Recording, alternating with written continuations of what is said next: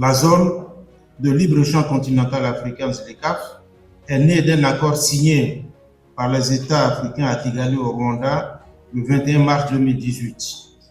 Cet accord vise à créer un marché unique africain pour les marchandises et les services afin d'approfondir l'intégration économique du continent, de promouvoir son développement industriel à travers la diversification et le développement des chaînes de valeur régionales.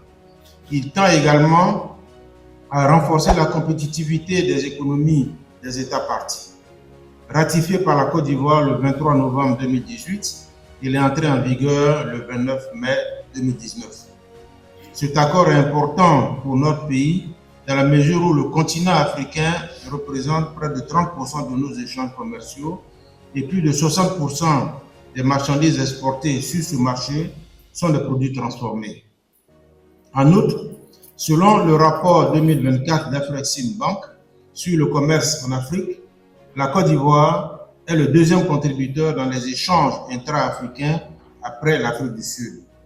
C'est donc un marché important pour la transformation structurelle de notre économie avec une taille de plus d'1,3 milliard de consommateurs. Afin de participer pleinement à ces échanges préférentiels, la Côte d'Ivoire doit intégrer dans son ordre juridique interne les instruments se rapportant à l'accord, notamment les listes de concessions tarifaires inscrites en annexe 1 du protocole sur le commerce des marchandises complétant le texte initial de l'accord. Dans cette perspective, et tenant compte du fait que la mise en œuvre de l'accord s'appuie sur des cadres, conventions et accords régionaux existants, les pays de la région d'Afrique de l'Ouest, CEDEAO plus Mauritanie, qui ont déjà adopté un tarif extérieur commun TEC, ont décidé de formuler une offre collective d'ouverture coordonnée de leur marché suivant des catégories de marchandises. Ces catégories, fixées par l'accord, sont déterminées selon leur sensibilité à la sécurité alimentaire, à la sécurité nationale, aux recettes fiscales, aux moyens de subsistance et à l'industrialisation. Ce sont la catégorie A. Elle représente 90% des lignes tarifaires considérées comme des produits non sensibles à démanteler progressivement sur une période de 5 ans pour les pays non PMA, pays les moins avancés, et de 10 ans pour les PMA. La catégorie B, elle représente 7% des lignes tarifaires considérées comme des produits sensibles à démanteler progressivement sur une période de 10 ans pour les pays non PMA et de 13 ans pour les PMA. La catégorie C, elle représente 3% des lignes tarifaires exclues de la libéralisation. À la suite des négociations internes menées en vue de l'ouverture harmonisée de leur marché, les pays de la région Afrique de l'Ouest ont convenu d'une liste commune de produits de la catégorie A, constituée de 5 516 lignes tarifaires du TEC de la CEDEAO, basées sur la version 2017 du système harmonisé de désignation et de codification des marchandises de l'Organisation mondiale des douanes. Ainsi, suivant le principe de réciprocité tel qu'énoncé dans les dispositions des articles 4, 5 et 18 de l'accord portant création de la ZLECAf, les produits de la catégorie A reconnus originaires d'un État partie à la ZLECAf bénéficient de droits préférentiels à leur importation en Côte d'Ivoire. Ces préférences concernent uniquement les droits de douane. Les lignes tarifaires éligibles feront l'objet d'un démantèlement annuel progressif du taux de droit de douane initial inscrit au TEC de la CEDEAO jusqu'à atteindre un taux de droit de douane nul à l'échéance. Les marchandises concernées pourront circuler sans restriction quantitative. Les prévisions de moins-value de recettes sur les 10 années du démantèlement indiquent des pertes au niveau des recettes douanières estimées à 178,6 milliards de francs CFA pour la Côte d'Ivoire. Toutefois, il ressort des études d'impact de la mise en œuvre de la ZLECAf sur l'économie ivoirienne, études réalisées par la Direction générale de l'économie, le Comité national ZLECAf, le PNUD, la Banque mondiale, que la Côte d'Ivoire est le pays qui bénéficiera le plus des retombées de la mise en œuvre effective de cet accord. En effet, Les principaux impacts de la mise en œuvre de la ZLECAf en Côte d'Ivoire sur la période 2023-2033 sont les suivants. Les revenus de l'État, recettes et dons vont s'accroître de 1,47%, soit un gain d'environ 114,5 milliards de francs CFA. Le PIB réel progressera de près de 9%, soit un gain d'environ 3 852,6 milliards de francs CFA. Les exportations vers les pays africains augmenteront de 44%, estimé à un gain de 1 224 milliards de francs CFA. La balance commerciale demeurera excédentaire d'environ 1,35% en moyenne annuelle, soit une hausse de 3 121,4 milliards de francs CFA. Les salaires des travailleurs non qualifiés augmenteraient de 0,87 points de pourcentage si l'accord est pleinement mis en œuvre.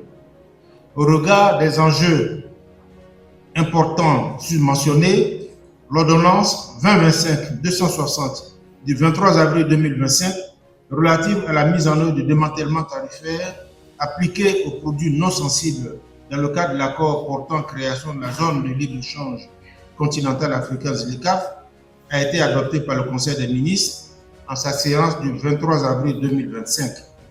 Elle s'inscrit dans le cadre de la loi de finances numéro 2024-1109 du 18 décembre 2024 portant budget de l'État pour l'année 2025, par laquelle le Parlement a autorisé le président de la République à prendre par ordonnance pendant la gestion 2025 des mesures relevant du domaine de la loi pour l'exécution de son programme en matière économique et financière.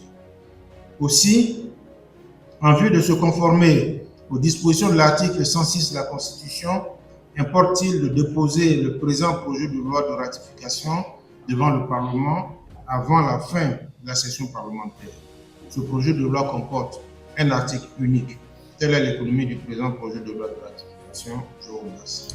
Il y a des bruits de bottes à la périphérie de la Côte d'Ivoire. Je voudrais savoir si encore nos frères de la zone AES font partie de la ZLECAf. Sinon, quelles sont les conséquences qu'on pourrait en tirer par rapport à nos projections? Merci. Ces pays sont signataires de l'accord de la ZLECAf. Ils sont également membres de l'Union africaine. Ils n'ont pas donné d'indication de retrait par rapport à l'Union africaine. Donc on considère qu'ils sont donc État partie de la ZLECAf. Donc il y a à ce niveau-là pas de problème particulier. Mais pour ce qui nous touche directement, il faut savoir que ces pays sont membres de l'UEMOA. Bien que sortis de la CEDEAO, ils demeurent membres de l'UEMOA et ce sont des pays avec lesquels nous échangeons fortement. Je voudrais très rapidement, si on pourrait me préciser quelle est la catégorie à laquelle appartiendront ou appartiennent les engrais et aussi le pétrole. Ils appartiennent à la catégorie des produits non sensibles. Maintenant, quand on regarde avec beaucoup plus de finesse, on peut très bien considérer que le pétrole peut être considéré comme un produit sensible en raison de ce que je vous ai dit tout à l'heure, à savoir que le pétrole peut être utilisé pour alimenter, disons, des zones ou des infrastructures sensibles qui rentrent dans le domaine justement de la sécurité ou de la défense. Donc à ce niveau-là, on peut considérer cela. Ensuite, quels moyens seront mobilisés pour lutter contre les risques de fraude, de réexportation abusive ou de fausse origine des produits dans le cadre de la ZLECAf? Et enfin, quel avantage concret et mesurable les populations ivoiriennes devraient-elles percevoir à court et moyen terme grâce à cette ordonnance? Je suis un partisan de ces projets dans la ZLECAf parce qu'on parlera très bientôt de l'unité africaine. Ce projet nous avait été soumis à la CEDEAO La plupart des intervenants, surtout nigérians, disaient que c'est un projet qui va diminuer les recettes douanières. Et j'étais peut-être opposé à ça. Quand j'ai lu bien ce projet, je vois effectivement que la Côte d'Ivoire perd énormément de milliards. Mais je me réjouis aussi de voir avec les éducations, les perspectives que la Côte d'Ivoire sort gagnant dans cette affaire. Je voulais savoir qu'on me dit par quel mécanisme on peut arriver à avoir tous ces bons résultats. Parce que ça m'intéresse, je poserai ce débat aussi à mes collègues à Abuja. Ma deuxième question, c'est sur les industries. Nous voyons que beaucoup de nos frères vont exporter, vont acheter des produits dans certains pays comme la Chine. S'il arrivait que des industriels délocalisent leur industrie en Côte d'Ivoire, ils vont aussi, en Côte d'Ivoire, ils vont aussi profiter de la CAF. Je veux savoir quels sont les mécanismes qu'on aura pour contrôler et pour protéger ces industries. Parce qu'un Chinois qui vient installer son industrie, il va aussi bénéficier. Pourra-t-il bénéficier aussi de la CAF ou pas? Est-ce qu'il n'est pas intéressant, par exemple, de voir comment est-ce qu'il faut aussi protéger notre économie et protéger nos industriels? Ma troisième question, qui a été dite d'une autre manière, imaginons qu'un produit venant de l'extérieur et qu'on vienne en Côte d'Ivoire avec ça et on délabellise, c'est-à-dire qu'on met notre label produit que c'est fait en Côte d'Ivoire, ce produit va se produire sur le marché. Est-ce qu'on a un mécanisme de contrôle pour empêcher que certains fraudeurs utilisent cette voie? Alors, ce qui est important, c'est le volume d'échange qui va permettre, puisque le ministre le disait tout à l'heure, que après l'Afrique du Sud, l'un des plus gros bénéficiaires, c'est bien la Côte d'Ivoire. Et donc, nous encourageons que tout se mette en place pour que les échanges commencent le plus tôt possible. Par contre, la seule inquiétude, c'est le contrôle de qualité de ces produits qui vont rentrer sur notre territoire.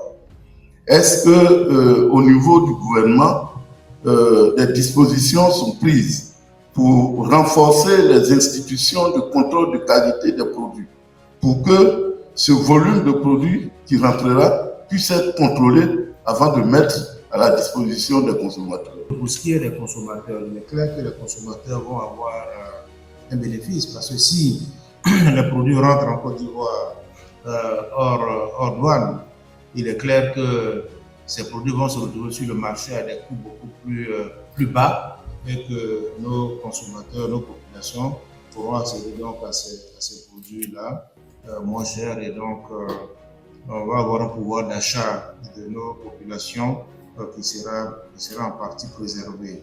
Donc voilà un avantage important à court terme, et c'est un avantage très sensible également, sensible comme ça, sensible en termes de pouvoir d'achat des populations. Pour ce qui est des fraudes, les risques d'évasion et autres, ça c'est une question essentielle au niveau donc la ZLECAf. Donc il y aura des vérifications qui seront faites sur les origines des produits. Est-ce que les produits sont effectivement d'origine d'Afrique, ou bien ces produits viennent d'ailleurs? Donc tout ça, ça va faire l'objet donc de travail intense au niveau des douanes. Les différents services douaniers devront donc se moderniser, devront renforcer en fait les contrôles, notamment une vérification plus fine des lignes tarifaires. Je crois que tout ça, c'est des choses qui peuvent permettre de limiter les risques qui ont été évoqués tout à l'heure. Mais je veux dire simplement que ce n'est pas seulement par rapport à ZLECAf, c'est une vigilance continue. Même aujourd'hui, où encore on n'a pas encore la libéralisation, mais les contrôles se font. Si on ne le fait pas, il y aura toujours des tentatives de fraude. Donc ce qui va se faire maintenant avec la ZLECAf, c'est un renforcement, une modernisation accrue pour pouvoir faire en sorte que les pays ne soient pas exposés en tout cas à tous ces risques d'évasion et de fraude et même de réexportation.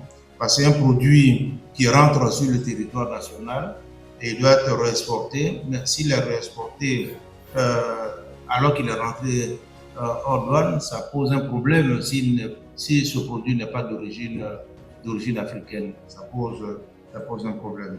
Voilà pourquoi des contrôles seront renforcés à ce niveau. Que la structure de notre économie nous met en meilleure position pour profiter le plus en fait de la ZLECAf. Je l'ai dit également, c'est dans l'exposé des motifs. Après l'Afrique du Sud, qui est considérée comme un pays, comme le pays en fait le plus économiquement avancé sur le continent, ce serait donc la Côte d'Ivoire. Donc ça veut dire simplement que nous avons un potentiel d'échange au niveau international qui est le plus élevé. Et d'ailleurs, quand ça se voit dans les statistiques aujourd'hui, nous exportons sur l'extérieur beaucoup de produits transformés. Donc, c'est-à-dire que nous avons une industrie qui est en meilleure position que celle de beaucoup d'autres pays.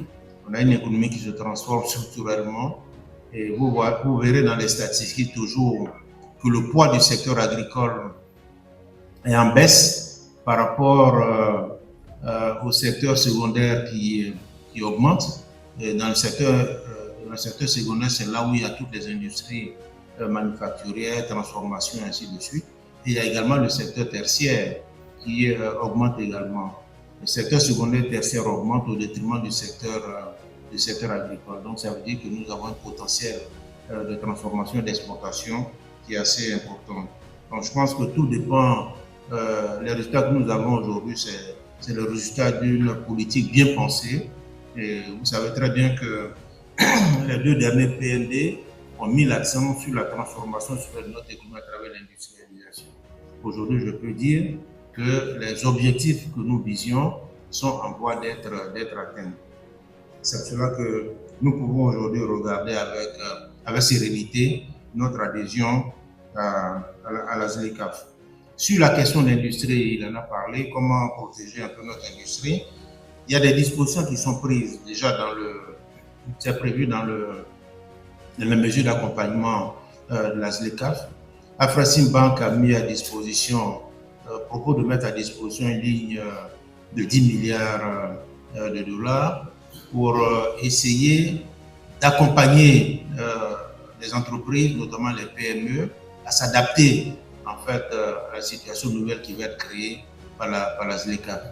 Un pays ne peut pas s'engager dans une initiative comme celle-là si elle est contraire en fait à sa politique nationale visant à promouvoir l'industrie.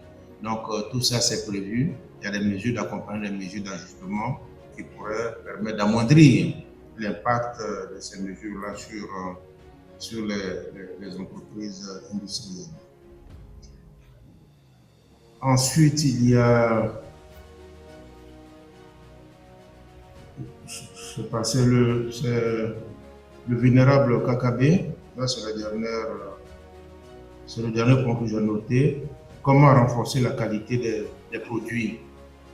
On a des mécanismes au niveau national qui sont en œuvre, hein, vous le voyez quotidiennement. Des produits qui sont fabriqués de façon frauduleuse, qui portent en fait des germes qui peuvent entamer la santé des populations. On identifie régulièrement des usines qui sont installées dans des quartiers précaires, qui ne sont pas déclarés et qui exposent en fait la population à un danger en matière de santé. Donc on a un mécanisme qui permet de déceler tout ça. Et la qualité des produits également est vérifiée puisqu'on a tous les mécanismes qu'il faut, aussi bien au niveau sanitaire qu'au niveau industriel pour vérifier la qualité réelle des produits qui sont importés. Voilà, ces mécanismes sont là. Et le moment venu, si vous le souhaitez, on pourrait élaborer davantage sur cela, à la fois avec le ministère du Commerce le ministère de l'Industrie, et également le ministère de la Santé, parce que comme vous le savez, on trouve beaucoup de médicaments sur les marchés, des médicaments qui viennent, bon, je ne veux pas citer de pays, mais on a des mécanismes de contrôle qui permettent justement de pouvoir déceler cela et démanteler les réseaux qui font venir des produits non compatibles avec les standards. Nous sommes 16 sénateurs, 6-16. Le quorum qui est de 9 est à terre. Nous pouvons donc valablement délibérer. À présent, passons au vote sur l'ensemble du dispositif légal. Je rappelle que ce vote ne concerne que les sénateurs membres de la Commission des affaires économiques et financières. Quels sont les sénateurs qui sont pour son adoption?